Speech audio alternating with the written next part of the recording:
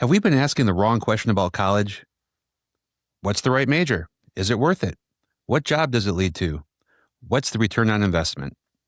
Although important, what if the real question isn't about the major at all? What if the value of a college education, especially in the liberal arts, has been misunderstood? At a time when students are finishing finals, walking across the stage, and asking what comes next, we're stepping back to challenge the narrative. Welcome to the Bulldog Mindset.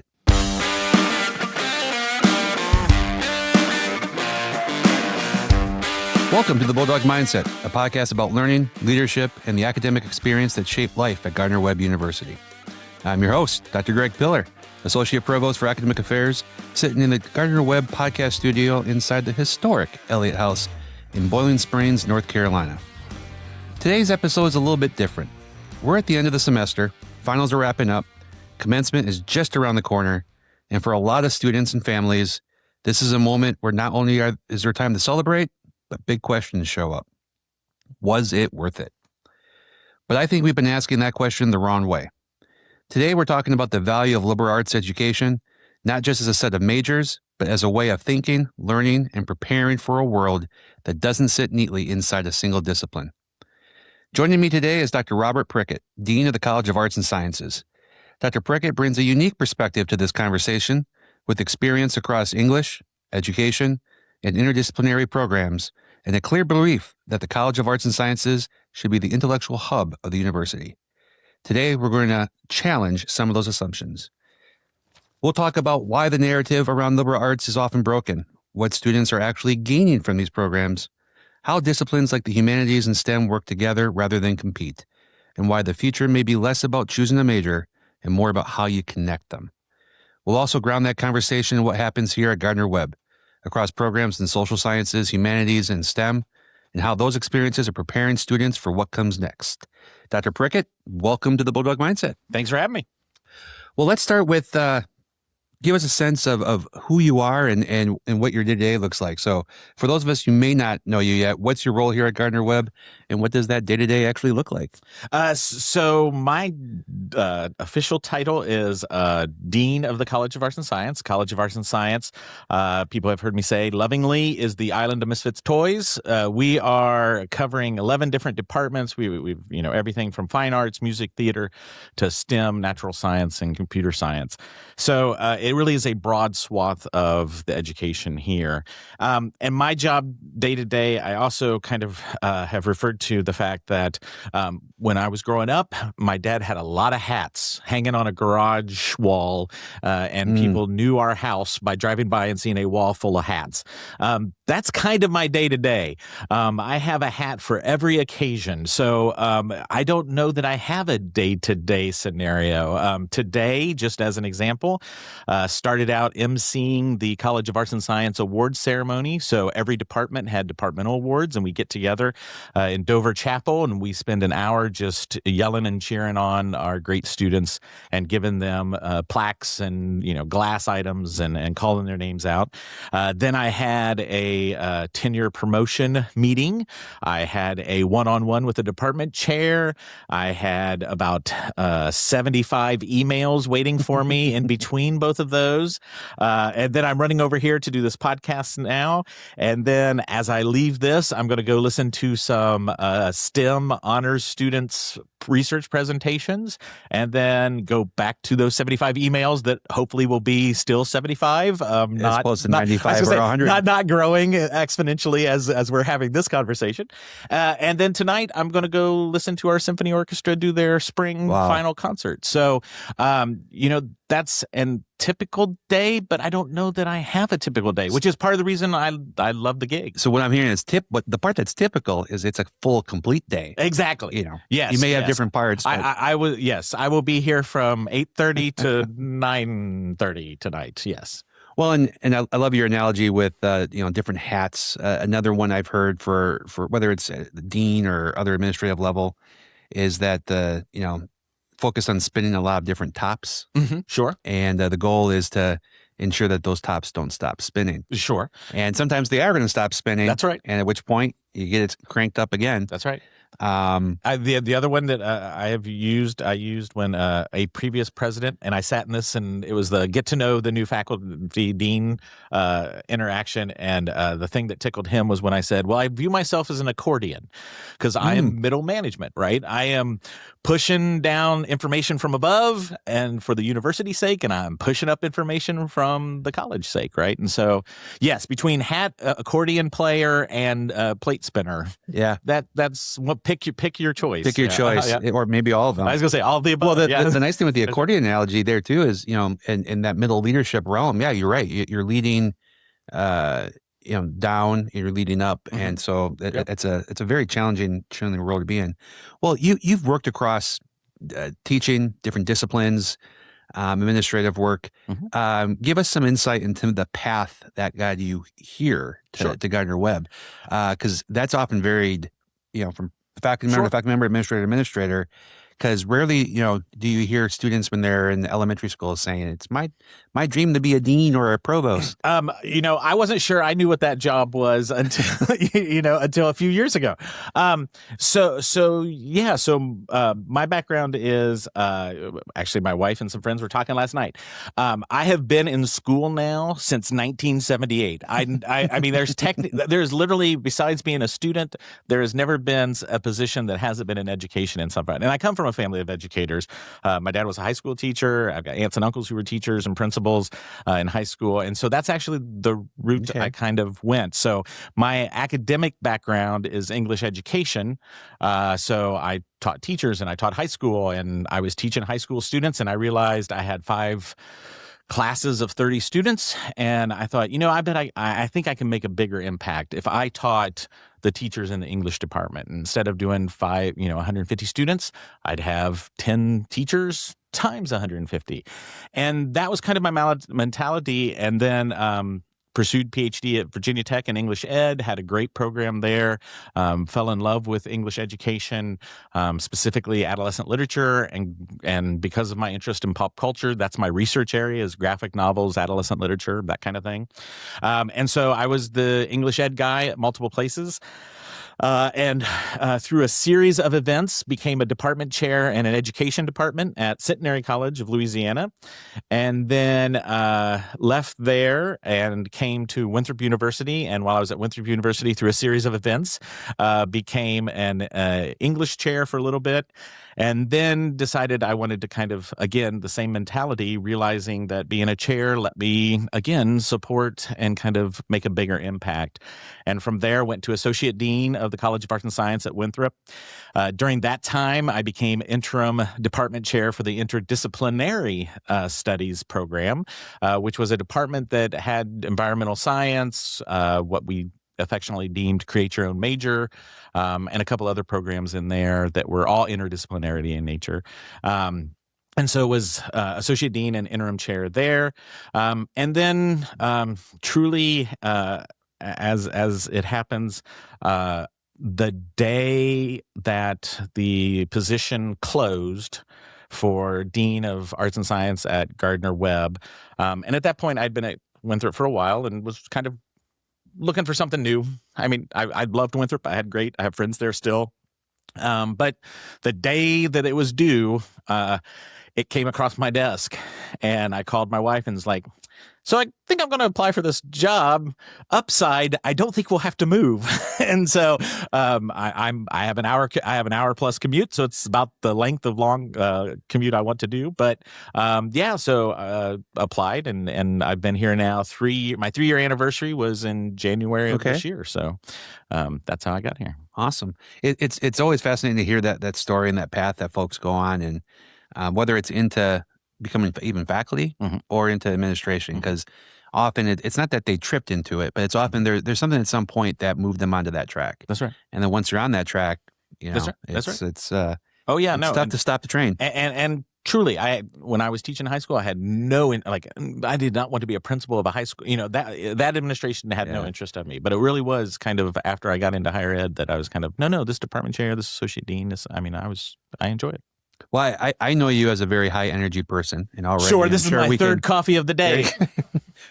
we're already getting a sense of that here on the podcast. But also, no doubt, too, this is the nature of your job as you're going through what today, is. Yep. You're moving in a lot of different directions. So I'm just curious, what's something that you've been paying attention to lately, either within Gardner-Webb or external, that sort of stuck with you? What's something that you are at the moment is more on the front burner than the back burner? So being the end of the semester, the nice thing about being so again today I get to celebrate. So I mean, it's going to students' research projects. It's going to the award ceremony today. Monday evening, our religion department had their honors society induction ceremony. I've been to the biology induction ceremony this in a couple weeks ago. So really, the end of the year for us at this point is really celebratory. So that tends to be the front burner. We're really truly trying to make it so. Whether it's us focusing and working with our amazing GA, Kristen, who's doing our social media and making sure we're getting students out there and getting front and center, celebrating that work. Whether it's we're working on we publish in the arts and sciences twice a year. We send a alumni newsletter out, and it's always at the end of the semester. And so we're kind of in the middle of production of that piece, and so we're working on getting those stories out. And because we always like to highlight a student, highlight a department, highlight a faculty member. So really, for us, it's celebratory. Now, come talk to me in a week or two, and then it's going to be, student issues and everybody, oh my goodness, I need this to happen, and looking ahead. The other piece right now that's kind of on the front burner is truly, honestly, looking ahead. We're in the dean's office continually striving. Many people have heard me say this, I love to be 5 seconds ahead of the curve. If I can be even further than that, that's great, but I'll take 5 seconds ahead of the curve. And so really, truly, part of our mission in the Arts and Science Dean's office, at least, and one of the things that my Associate Dean, Jennifer Buckner, and my crew talks about a lot is, okay, so let's look ahead. What's coming up? So we're already talking about in the fall, some changes that we'd be excited to see happening and kind of figuring out how to do processing stuff. So, I mean, truly some of the administrative stuff, we're going to look at processing some stuff a little easier and hopefully make it a little easier for our departments. But we're also looking at kind of what's ahead and kind of trying to see that and trying to move our department chairs to kind of talk about 3 to 5 year planning and stuff like that. Well, and that's so important, especially, it's very easy in academia to get caught sort of stuck in the present. Absolutely. Which is important to be in the present. And even sometimes it's easy to be stuck in the past, but to be able to, whether it's throughout the day, throughout a period of time, or just frequently having points of like, no, let's look in the horizon. What's coming? Absolutely.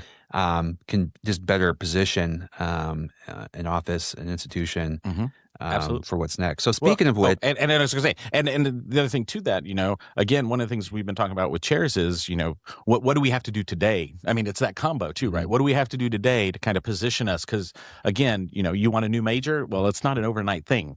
For those of you that don't know higher ed, sometimes majors can take a long time to get through the system. Yeah. And so again, right, it's that conversation of, well, where does your major really need to be in 2 years from now? Okay, well then what do we have to do now? Is that adjusting our faculty? Is that adjusting our research? Is that adjusting our coursework? Is that, how do we have to do that now so that in 2 years' time we're ready to kind of run? Well, that's a perfect transition then to my next question. At a point in time where we're definitely focused on celebrating, which is often rooted in what someone has accomplished, what's been the past. This is still a great time, though, with looking forward, looking into the future, but having the discussion about the value of college, the value of liberal arts. Yep. And so I guess to start with a question on this topic with you sitting in the dean's role in the College of Arts and Sciences, from where you sit, the questions of was it worth it? Is it worth it? You talked a little bit already about designing majors and things like that. Before we get too far into that, though, what are your thoughts around both, I guess, just in general college, but also in terms of those who pursue programs, degrees in the liberal arts? Is it worth it? Well, obviously, yes, absolutely, 100%. I mean, that would be the hot take. Boy, no, that would be an interesting episode. All of a sudden, you're like, oh, okay, well, golly gee, thanks everyone. No is the 100%, absolutely. And I think it's For me, it is in part because I come, again, English education is my background. Coming out of the education, K-12 education kind of mindset, which is very much viewed as a professional lensed mindset, right? But what I've come to realize as I've gone through this and as I've continued to work in this area, right, there's an art and science to teaching. Mm-hmm. And I would tell my students early on in my methods class when I was teaching those classes, look, there are things I'm going to be able to teach you. And then there are things that you are innately just going to be good at or bad at. And just have to pick up. You're just going to have to pick it up along the way kind of thing. I'm going to show you the toolkit you're going to have, and I can give you lots of tools for that. But ultimately, there's going to be components that are the art of kind of that moment when you're losing the class, and you're just going to kind of have to get to that point where you have that art kind of moment. But the other thing about English education and education is specifically, because of the teaching focus in the institutions I've worked at Centenary College of Louisiana, in fact, there was a period where they were looking at programs programmatically. They were looking at reduction. And one of the conversations was education a liberal arts, right? Because it is profession. We are training you. Like, I can point you the direct line. There's no dotted line. I can directly point you. If you go through my program, here's the job you are going to be qualified to teach. Yeah. But what became clear was that even within that professional mindset, our students were better prepared to be teachers, and I've made this argument multiple times, and I make that argument here at Gardner-Webb too. They are better prepared to be teachers. They are better prepared to be citizens. They are better prepared because of the breadth of that liberal arts education, because of the emphasis on critical thinking, critical writing, critical reasoning, on that emphasis of soft skills that comes from walking in. In some ways, right, a skills-based education, really the major's great for us to focus on and as an interest area, but in some ways that becomes semi-irrelevant because it's going to translate out differently, right? Yep. Ultimately, what you're going to get from this liberal arts education is a broader view of the world. You're going to see past difference because you're going to be able to analyze, critically think through, critically write about it. And that really isn't dependent upon whether you're a natural science major or a political science major or an art major, right? If we're doing our job at Gardner-Webb, if we're doing our job in higher ed in a liberal arts institution, it's to bring that forward and acknowledge that kind of sentiment of, no, this is not you're not threading the needle. It's not a focus on the little, it's a focus on the bigger concepts and asking the bigger, broader questions. I go to thinking about, the big problems we have right now. And again, I'm going to put problems in quotes because I think there are problems, right? Climate change. Yeah. There are big food problems. Security. Right. But I'm, again, let's use the hot topic of the day, AI, right? Yeah. That has nothing to do with a specific discipline, right? Climate change. If we're going to solve climate change, it is not just the meteorologist or the Scientologist or the climatologist who is going to solve that problem, right? We're going to have some marketing. We're going to right? I mean, we're going to have again all of the components of it. And I think AI is a good example of that as we, especially in academia, start to kind of wrestle with AI and its implications, its uses, pitfalls, good and bad, right? At least until Skynet becomes salient, and then we're all in trouble anyway. Terminator's coming, but until that happens, right? It is going to be a collective grouping of multiple disciplines that are going to be using and discussing and debating how AI is used. On campus, we've had discussions about how students' writing can be affected by AI, what is appropriate, what's not appropriate for that, because we want them to be critical readers and critical writers. So how does AI fit into that? At the same time, right, computer science, I'm having conversations with computer scientists who are talking about the fact that, they probably won't be teaching coding much longer. Yeah. Because that's the simple thing AI can do at X% accuracy. And then they go in the backside and just kind of clean up a couple things. Well, that changes a completely different kind of field for us in terms of computer science, and especially during our curriculum, right? Because we have 2 or 3 classes of coding right now. Well, that just opens up the possibility for 2 or 3 different classes for computer science in some ways. And so I think think it's that complexity of problem and the recognition that we just don't really, despite rhetoric, live in a simple world. And it's that liberal arts education that truly kind of gets you past that. And so again, yeah, the major kind of gives us an interest area to focus on. But I think those bigger contextual problems and conversations really just kind of go beyond that major. What really resonated there, and what I think is real important, is understanding that the ability, some of the skills that you explicitly called out, and some that were sort of implied, beyond critical thinking, but like integrative learning, the ability to apply across different disciplines and different areas, even if it's beyond where you may have a strength or ability. When you think about people, like art's a good example. Some people very quickly say, "Oh, I'm not an artistic person," or even in the sciences, "I can't do science." It doesn't mean that the artist doesn't need to have a level of scientific literacy, or should not have a level of that. And likewise for someone who's in science. Well, this is a good place to pause and take a break. More to come with Dr. Prickett afterwards, talking more about the value of a liberal arts education.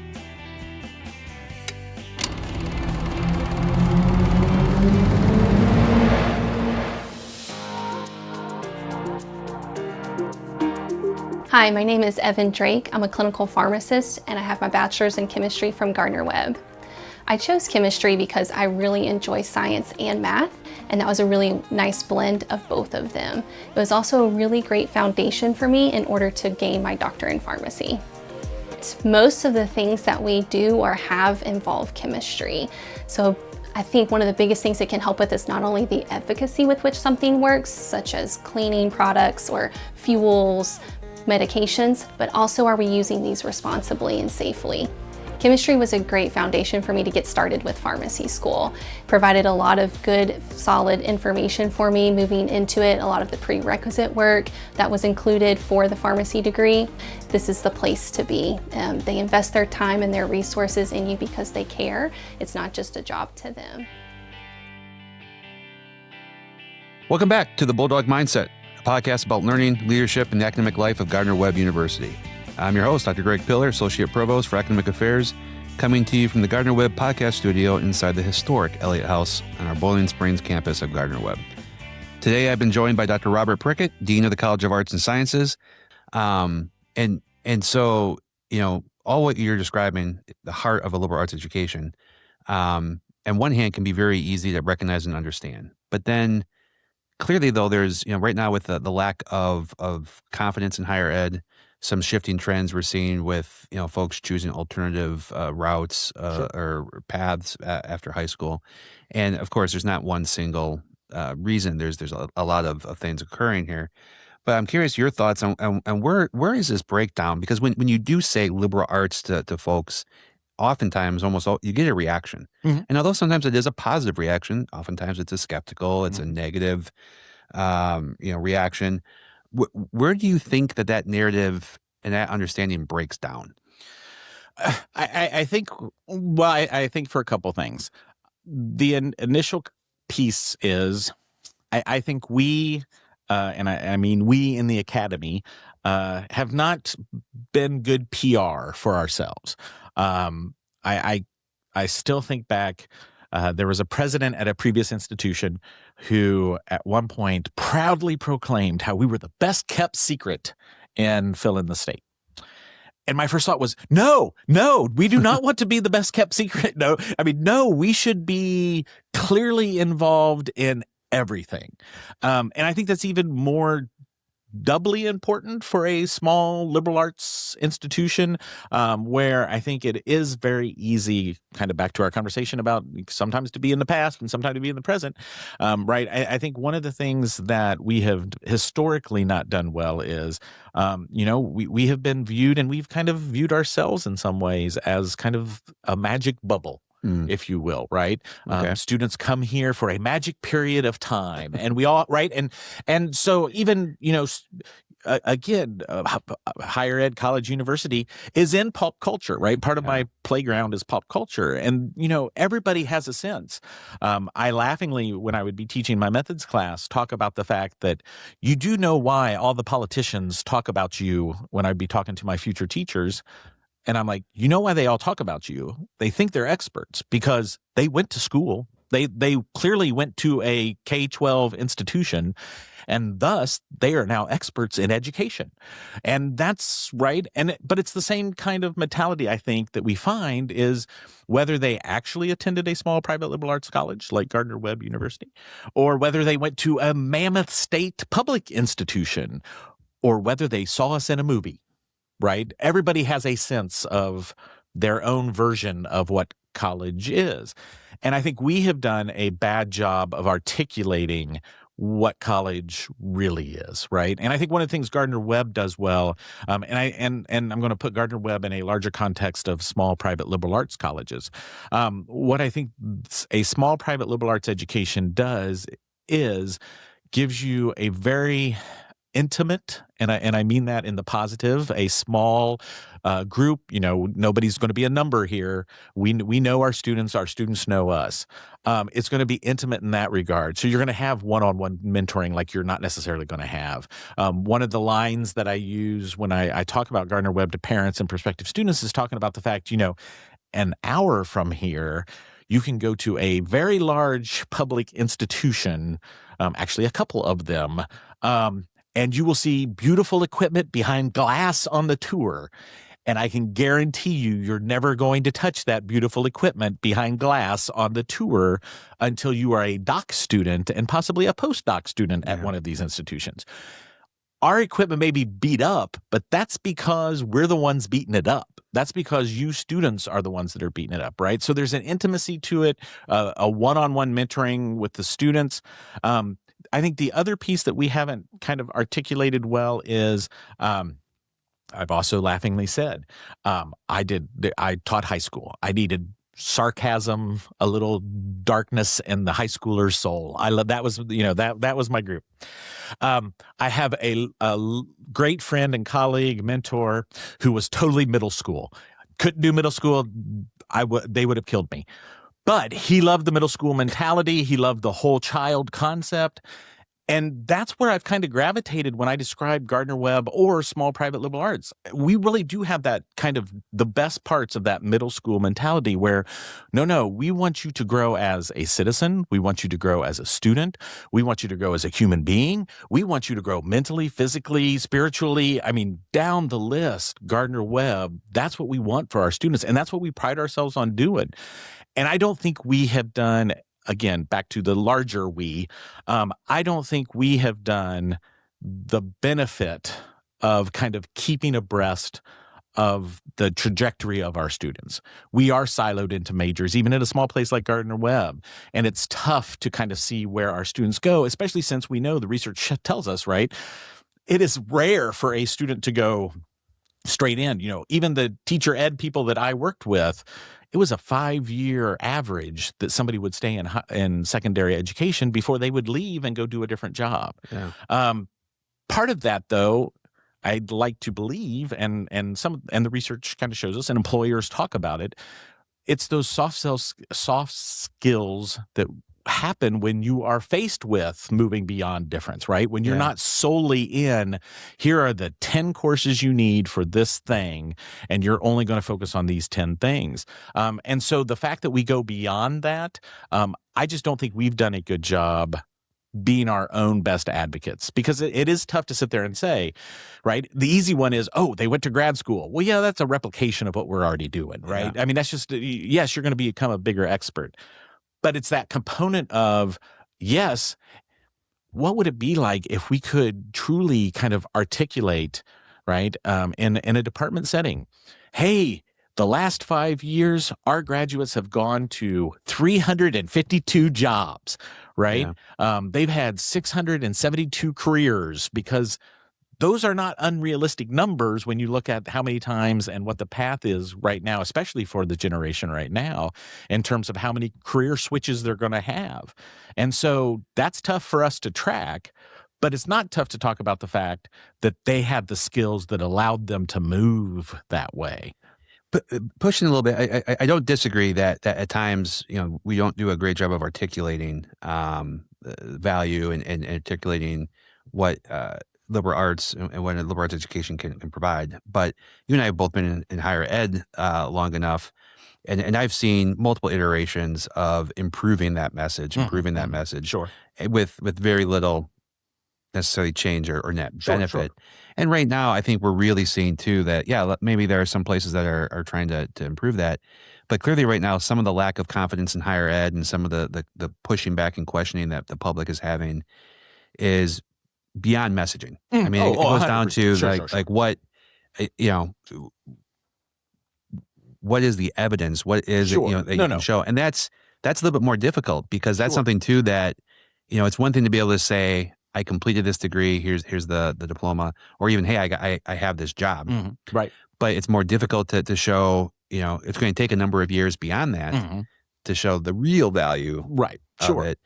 So I don't know. What are your thoughts a little bit on that time gap and that challenge of going beyond the messaging? No. Well, and I think again. That's my reference to, right, that whole idea of, it's tough for us to monitor, fill in the blank, a political science major who graduates this year, 2026, class of 2026, when they may have 4 or 5 different jobs in 2 or 3 different professions in the next fill in the blank of time. And that's really tough to kind of collect and continually collect that data to that end. However, I think one of the things is in terms of kind of, I guess, going back to the messaging in some ways, however, is when you start to look at the data from the employer side, not the higher ed side, the employer side. Right? It is still pretty consistent on what they are looking for. Yeah. And it's, 9 times out of 10, 8 times out of 10, it is not necessarily that they're looking for that you've mastered this subject matter thing. Exactly. Yeah. Right. I mean, and they're still looking for evidence that you have, because, and let's be honest too, right? In most professions, there is a training component inherent in that profession. Yes. And so, and that training may or may not occur in our world. It's going to be once they are hired for that position, and now we're going to train you on X, Y, and Z. And so, when you look at what employers continue to talk about what they're looking for critical thinking, critical writing. They're looking for communication skills, email, the actual writing ability, understanding ability, being able to communicate, also being able to publicly communicate, speaking, etc. They're looking at adaptability, right? What's that perseverance, adaptability look like? And I think they're looking for, what I would call, something along the lines of, they're looking beyond the difference, right? They're looking beyond kind of how do you connect the dots across these 5 disparate things, because, hey, guess what? We are in a global economy. We're in a global world, right? Internet has changed that aspect where, yes, you are going to be the, news reporter in Gaston County, but you're still going to have to connect dots for things that are happening right now, right, across the world, and the impact it's going to have on your county. You have to make those connections, right? And I think that's what we do. Yeah. Well, and that's where in higher ed, which is so structured around disciplines and majors, but it becomes more about, regardless of what you're majoring in, how well is that institution preparing that individual, again, regardless of what they're majoring in, for what they're going to come into. And there are some programs, we'll use physician's assistants program, where yes, there's a critical amount of knowledge you have to have upon graduation. That's still going to evolve, but you have to have that at graduation. That's right. Whereas there may be other majors where, yes, you need to have a baseline, or you need to have some, but what's more important, as you said, is that additional stuff. Right. Noel Manning here. I have a question, actually more of a thought and a statement. I had an alum speak to me at one point, said that they got a job, applied for a job, and it only required a bachelor's. It did not say what that bachelor's degree needed to be in. Right. And when they got a chance to talk to the potential employer, they were asking the question, why are you not asking for one in the field in which I'm trying to do this? Well, my job is to discover if you're able to complete task, if you're able to complete what's required, and if you complete a bachelor's degree, I have a pretty good idea that you're able to complete a series of tasks over the course of X number of years, and that can prove to me that, you can do it in probably a wide variety of fields. And I thought that was a really interesting thing that this former Gardner-Webb student wasn't something we taught them here as far as that, but I guess we did in a way because they asked that right question. Sure, absolutely. Yeah. Well, and too, don't you think, right? The major realistically provides structure. I mean, that's ultimately what it is, right? We have interdisciplinary majors, and we probably should have more, and we're working on it. But the major takes structure. It also allows for a certain level of depth that, again, back to critical reading and writing and those adaptability pieces that you have to get past. Per our parlance, right? 100, 200 level classes, right? You have to get past that beginner stage to really get to critical reading, critical thinking. I mean, you can do it at the earlier stages, but you're really going to work your way into some depth in that, even within our breadth of a liberal arts education. For me, that's how I think of a major, right? It really gives you structure. It allows us to have structure, right? When I say lovingly the College of Misfits Toys, it's because, I have 11 very different departments, but we all have a similar structure, so we can cooperate and organize and operate in a simple way, right? Or in a strategic way in some ways. Well, and that's where there are some majors where it's easy, back to the point you made earlier too, where you can see exactly the job that will, or a job that major could point to. But where it is challenging and where some parents are legitimately asking their sons, daughters, students questions about what are you going to do with that are the majors where it's not necessarily as obvious. Sure. Because certain majors, there may not be a job where that name is in the name of the job. Sure. But it doesn't mean, no doubt. And again, that's where there may be a little bit less certainty up front, but on the back end, they're still just as well prepared, if not more so in some ways for those. Absolutely. But before we go too far, because there's definitely some more paths I can see us going down with that. I want to pause for a quick segment that we like to do here on the show. And this is something that we call hidden curriculum. Okay. And so this is where we explore lessons, realities, insights into higher ed that may not be obvious or show up on a brochure, a website, the obvious places where people may just naturally see it or expect to look.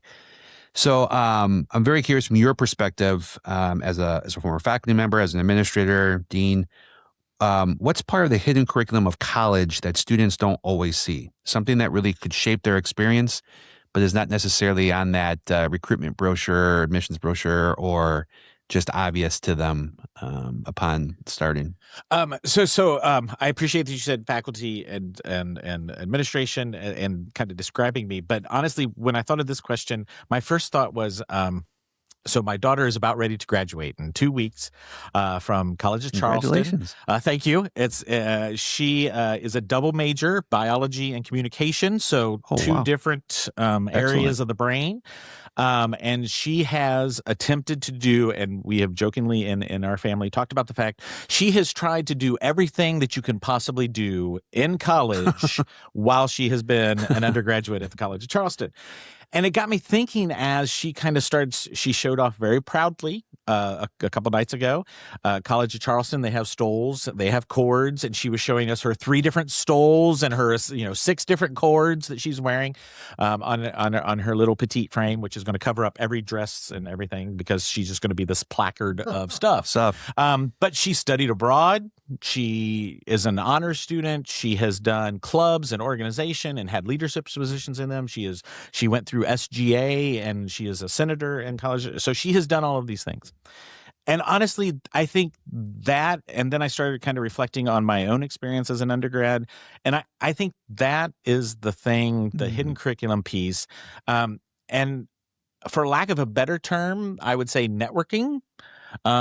But honestly, it's really that expansion of experience. Like, Yes. I specifically remember in my undergraduate sitting at Ball State University, shout out, go Cardinals, and listening to one of Malcolm X's daughters give a talk. I sit and remember David Letterman, who is a proud Ball State alum, give a presentation while I was there. And I remember walking into my undergraduate communication building because I was a newspaper editorial guy at one point in my life, and seeing the placard he had put to all the C students.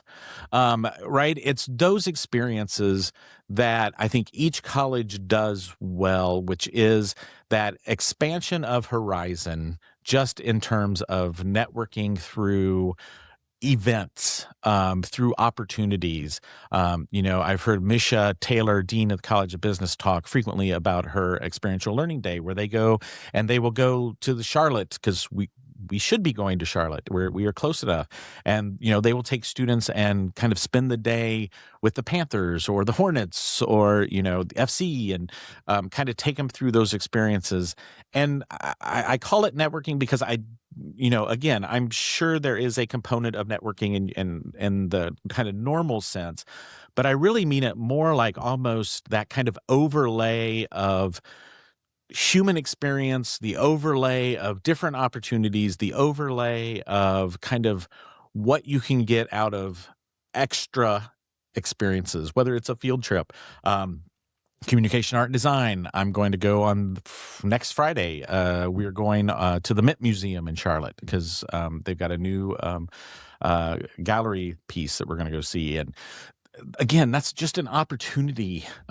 It's I don't know that it's hidden. I don't know if it's soft skills, it's networking, but it's really that opportunity that we are giving students. And again, walk into Tucker, walk across a bulletin board on campus, and you are going to see 1 to 100 different things that you could experience. Yeah. And again, I think that's the piece that I'm continually excited about in terms of that kind of component. That's excellent. Well, and it's hidden that it's not intentionally hidden. No, right, yeah. But it's a case of where it's just something that's easy to not be necessarily front and center, and for a lot of good reasons. There's why other things may become more front of mind to talk about. Right. With the program. Absolutely.